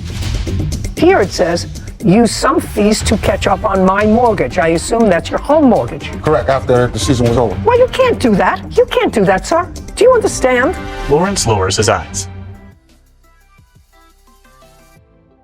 A courthouse. The Judy Justice logo appears. In the courtroom, Jason and Lawrence. Jason Gabriel is accusing his former friend, Lawrence Sr. of owing him money after their boys' basketball team ended. Go ahead, sir. I put the money to the team. He runs the team. I can't tell him how to run his team. No, would you have a contract, sir, that tells you what your $8,500 was to be used for, and the expectation that you were going to get that money returned to you via fees that were paid to each individual player? That has to be it. And in the event that they don't pay, who's going to pay? Well, I do have a text message from the defendant saying, I did not use all the money. It did not cost $8,500. Okay, and I will pay you back. That's what I would like to see, because it was disbanded for whatever reason. All your reasons, sir, are hearsay. What is your first name? Gianni. Gianni. The reasons are hearsay. Why people left, they didn't like to be yelled at, they didn't like some people. That's all stuff that I can't process as a jurist in my head. All I know is this is a contract case. So now he paid $8,500, and did you, Mr. Senior, at some point say the $8,500 hasn't been all used up and I'll give you back some of the money? No, I didn't. Okay. This is also a text message saying he used it for his mortgage and that he agreed to pay me $400 a month to pay back the money.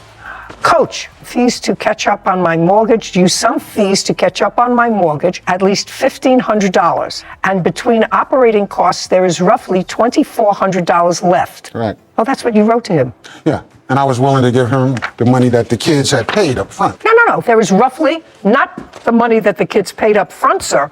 You say to him in your text, after this was all over, because I assume that this is all over after the team was disbanded, there is roughly $2,400 left. So I'm going to have to work out sort of a payment arrangement, if you don't mind, which means you didn't have the money, but it was left over and you spent it on something else. And it's here, it says, use some fees to catch up on my mortgage. I assume that's your home mortgage. Correct, after the season was over. Well, you can't do that. You can't do that, sir. Do you understand? Okay, well, this acknowledges several things. It acknowledges that he used $1,500 to catch up on his mortgage, right? And that, according to you and according to your son, whether or not you took a fee for yourself, paying your home mortgage is a fee. Do you understand that, sir? I do. All righty. So I sure do. You sure do. So $1,500, did you pay him back the $1,500? No, because at that point... No, the answer is no. And you said even after the $1,500 that you used to pay your home mortgage, there was still $2,400 left. That's what you said in here. That's a yes. Yes, ma'am. Well, then you add 24 and 15 is 009 is $3,900. Yes. Even my rudimentary math suggests to me that that is a correct number. Well, that's minimally what you owe him, your mortgage payment and the $2,400 left. You're suing him for $4,800. Right. This acknowledges 39. Absolutely. Prove to me any more. So I went back to Mr. Senior and I said, I didn't necessarily believe that it cost $5,500 to run the team. I said, so therefore you owe me $5,000. I said, you need to either get a loan and pay me back, or he said, I can't get a loan. I can give you $400 a month. I'd like to see the exchange. I said, if you're going to give I'd like to see the exchange, just because you said, I think it's $5,000. And this is where he says, I'd like to pay you back. Jason hands documents to Kevin, who brings them to Judy. She reviews them.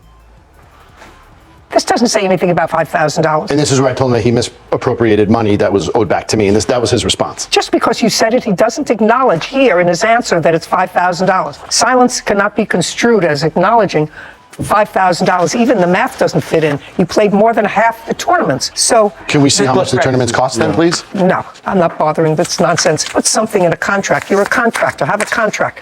Right now, he owes you $3,900. And not for the uniforms? No. It has his team. No, he says he doesn't have the uniforms. Okay. And I didn't go to 7 years postgraduate school to discuss a basketball uniform, a pair of shorts, and a pair of socks. I don't care. The uniforms are $1,000. Well, then somebody's overpaying for a pair of shorts. $3,900. Judgment for the plaintiff. Thank you very much. We're finished. Thank you.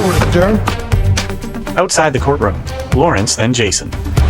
I think it was unfair. I'm glad she ruled somewhat in my favor. Because he sponsored a team. And yes, did I do it for my son? I did. But there was 11 other young men that I did it for. Fighting amongst each other, poor discipline, and the lack of financial support from the kids. When you have a group of 18-year-old young men and you don't practice and you don't kind of reel them in and show them that you're the coach and that you run the team, it can get a little hairy. It is what it is. I did what I did for these young men. Sometimes it works out, sometimes it doesn't. Me and Jason's are friends.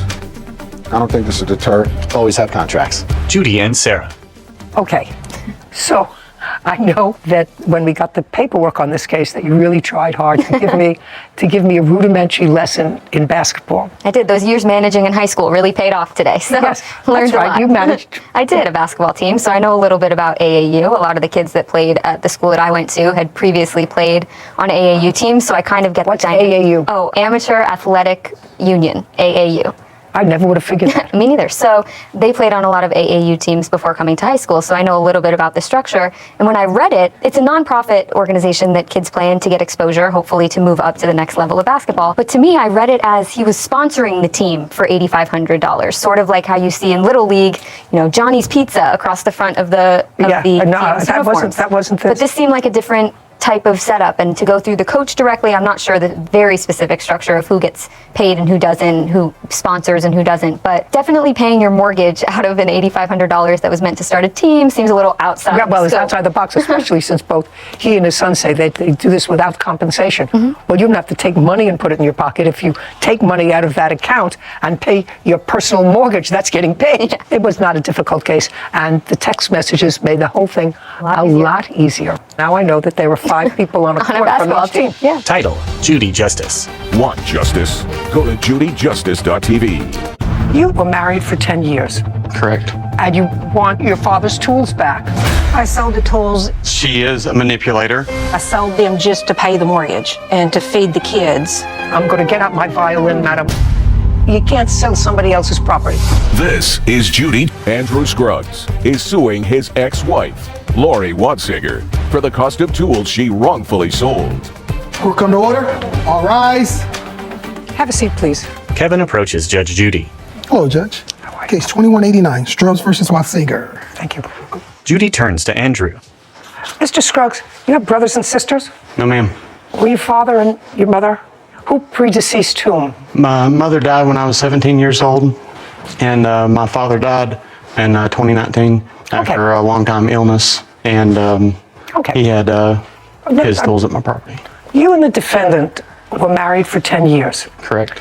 You separated in what year? 2016. And when you left, she stayed in the house. That's correct, Your Honor. Sometime prior to 2016, according to you, you borrowed some tools of your father's. That's correct. I actually Is that correct? That is correct. And the tools that you borrowed from your father were left in the marital home 2016, 17, 18. Your father died in 2019. You were divorced in 2000. We were divorced in 2019 was the final judgment. And then things sort of got away from you. So now we're in 2023, and you want your father's tools back or money for them, according to you, $10,000 worth. Yes, ma'am. Ridiculous.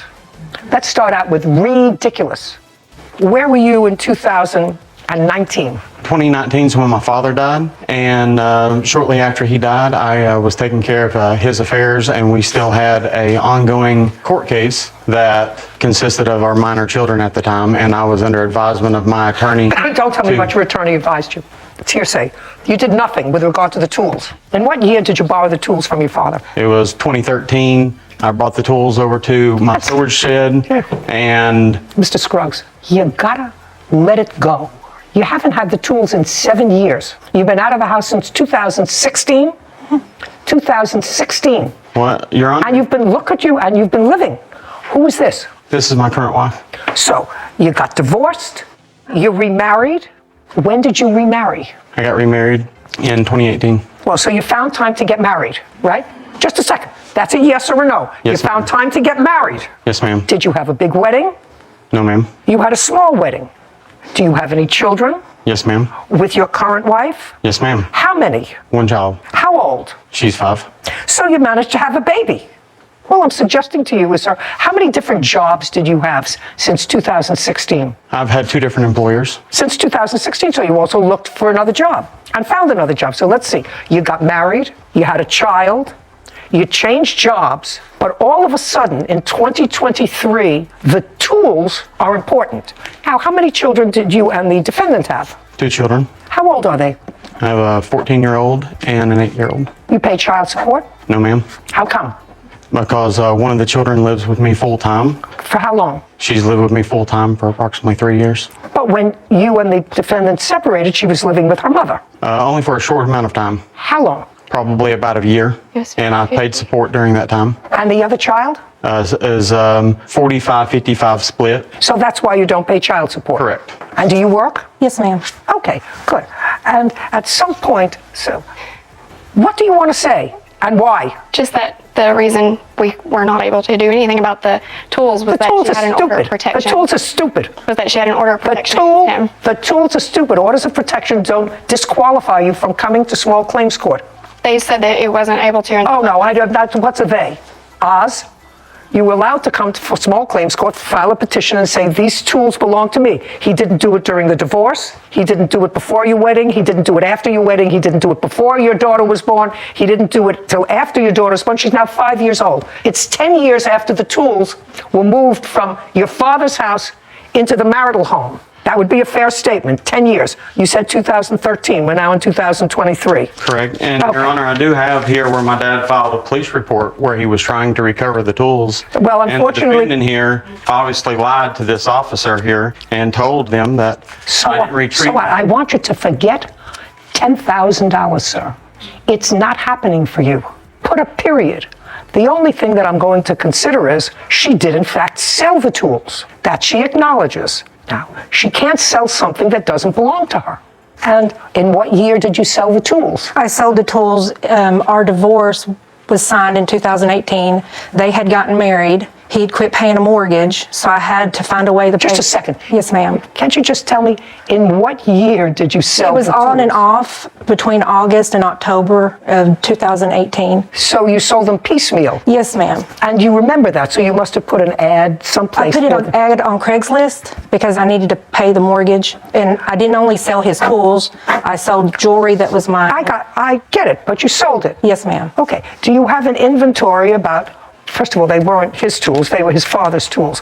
But I've asked him whether or not he was an only child. He is an only child, so he would stand to inherit these tools unless there was another child that he doesn't know about because his mother predeceased his father. So, Your Honor, I do have an inventory from that. I don't care. Understand this. I don't care. Caption coming up.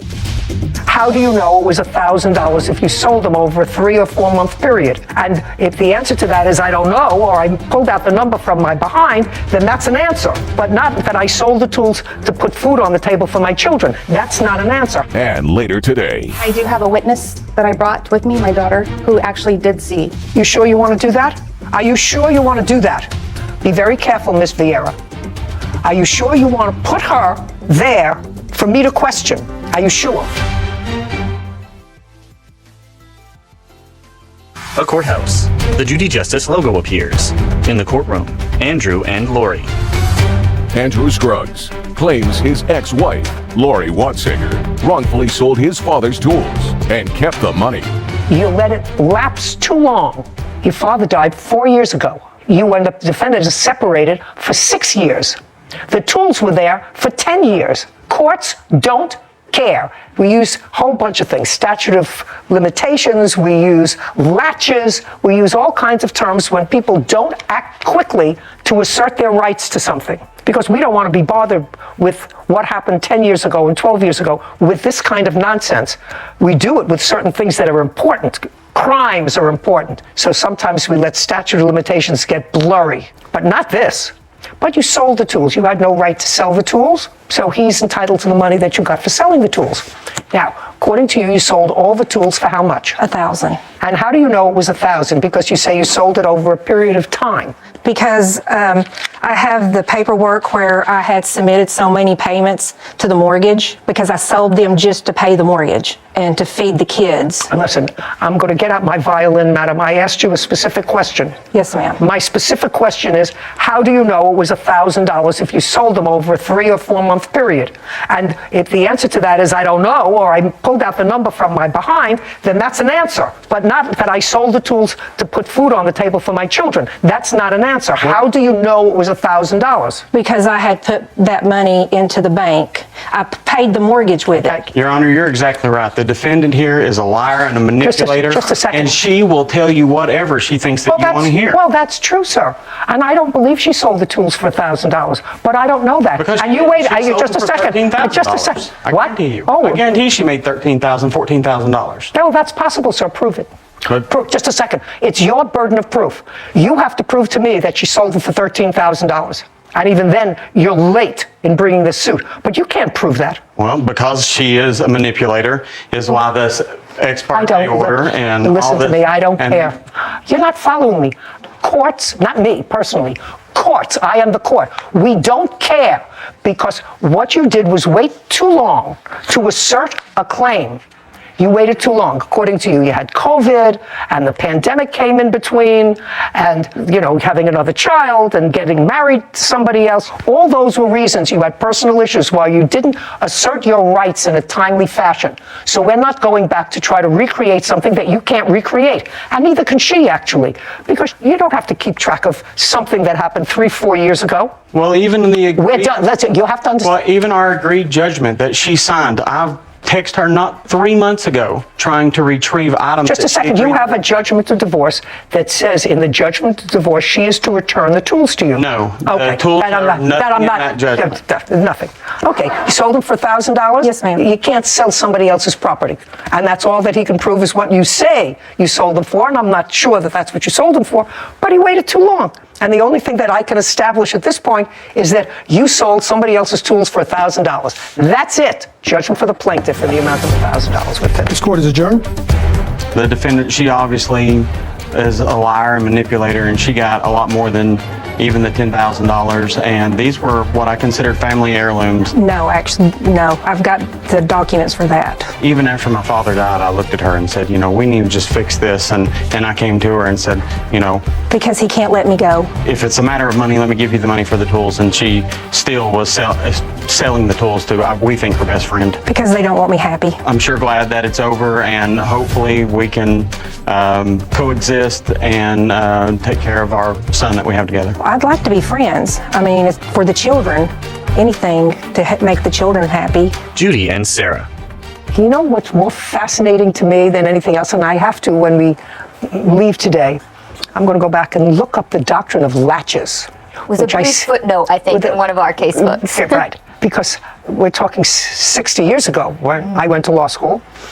And I seem to remember you had both a statute of limitations, which was a formalized statute for certain causes of action, and you had to bring them within a certain period of time. That, I'm sure they taught you in law school. But I seem to remember, Sarah, there was a doctrine of latches which discusses why you're supposed to bring an action in a timely fashion. More of a common sense argument as opposed to a preservation of evidence, because people do away with it. And this is a perfect example. I think they call it ripeness now, but same concept.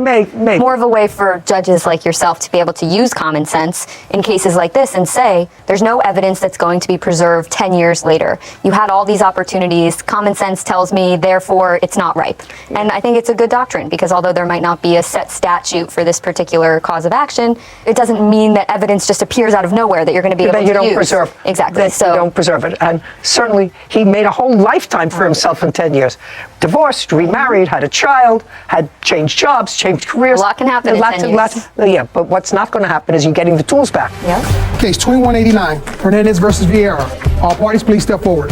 Sofia Hernandez is suing her dog sitter, Cherie Vieira, for vet bills after her dog was injured during Cherie's care. Miss Hernandez, how old is your puppy? She's 6 months, Your Honor. And when she was 4 months old, you needed a home sitter for your dog, or you needed a place to board her for a weekend, long weekend. You live on an Army base. A naval base. Naval base.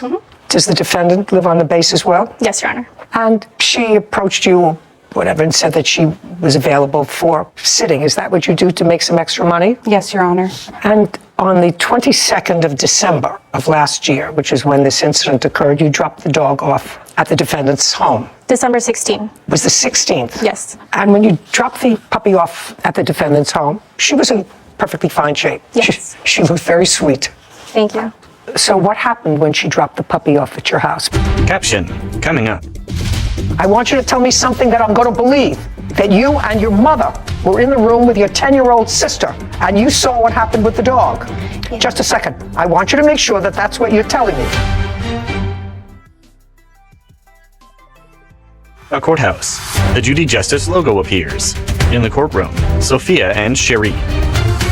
Sofia Hernandez claims her dog sitter, Cherie Vieira, is responsible for vet bills after her dog Dolce was injured during Cherie's care. Because Ms. Hernandez has an outstanding vet bill for surgery on the dog's leg, which was broken, while in your care. Yes, Your Honor. So why don't you tell me how that happened? Miss Hernandez brought Dolce to our house.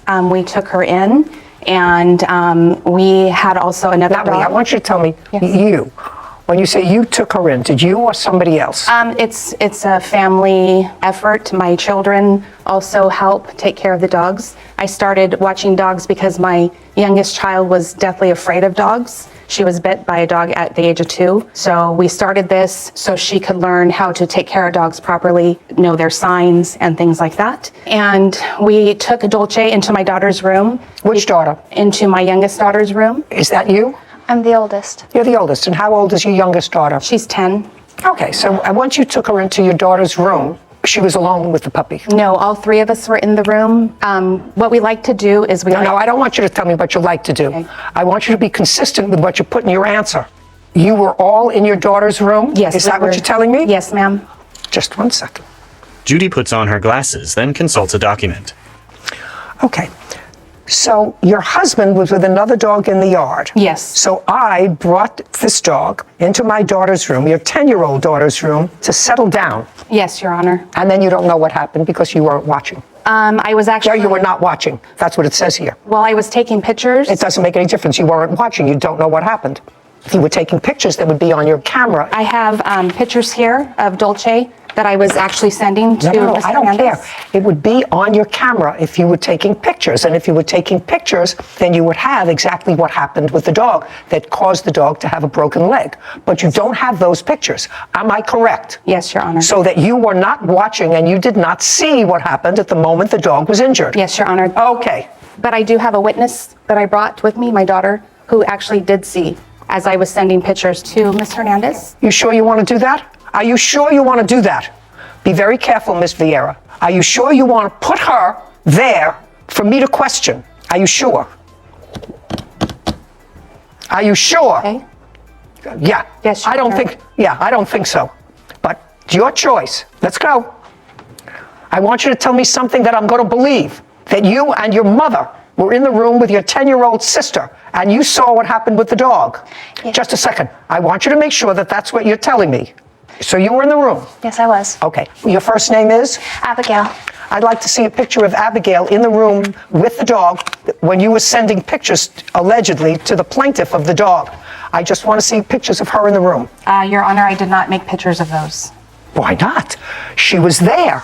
You were taking pictures of the dog. I assume your 10-year-old's room is not the size of this courtroom. So if you were taking pictures, Abigail would be in those pictures. Your Honor, I actually have a picture of her leg after I was bit by Dolce. I don't care after you were bit by Dolce. You were bit by the puppy because she was injured. Yes, Your Honor. Okay. That was after she was injured. Yes. I want to see a picture of your daughter that you were taking pictures of, allegedly to send to the plaintiff to show her how the dog was adjusting. I do not have pictures of that, Right. Your Honor. Yeah. Ms. Vieira, do you want to know the truth? I don't believe you were in the room with your daughter, either one of them, and the puppy. I think that you left the puppy with your 10-year-old, and you don't know what happened.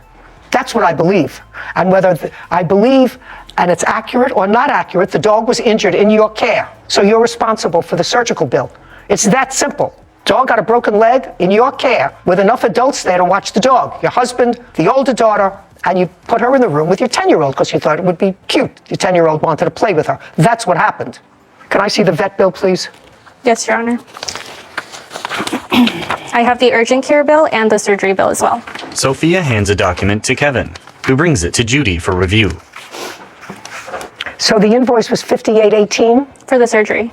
And $862. $66.08, judgment for the plaintiff. We're done. This court is adjourned. You know, I'm happy because those vet bills are really high. You know, it's not something that you could take on at the time. I was in the room with the dog. The dog jumped from the floor and it was a freak accident.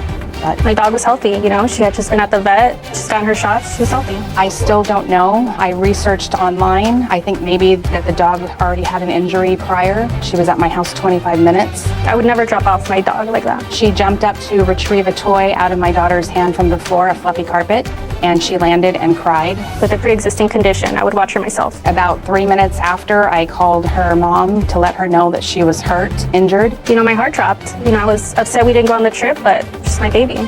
Turned around. She wanted to know how bad it was because she wanted to go on her trip, and I told her it was bad enough for her dog to bite me. We took her straight to the urgent care. I asked her to come back to get her dog. I didn't want to move the dog, so she came back and had us bring the dog out. She had a fractured leg. Freak accident. Kind of feel like, I don't know. It wasn't fair. They didn't give me one. They just ignored my messages asking for payment. I'm glad the dog's okay. Dilt's is great. Her leg is healed. She's on a recovery program. Judy and Sarah. So, no issue? Simple. Dog's in your care? The dog didn't break its leg itself? Yep. You know, common sense dictates to me that they brought the puppy in to play with the 10-year-old. Otherwise, they would have had photographs of the other daughter in the room. It didn't happen, but it really doesn't matter because No bad intentions, no, you know, nothing was done on purpose, but... No, but it was negligent. Sure. Because if you allow a Negligence per se. 10-year-old... If a dog breaks a leg, it doesn't break it on its own. Yeah. It's your fault. Title, Judy Justice. Want justice? Go to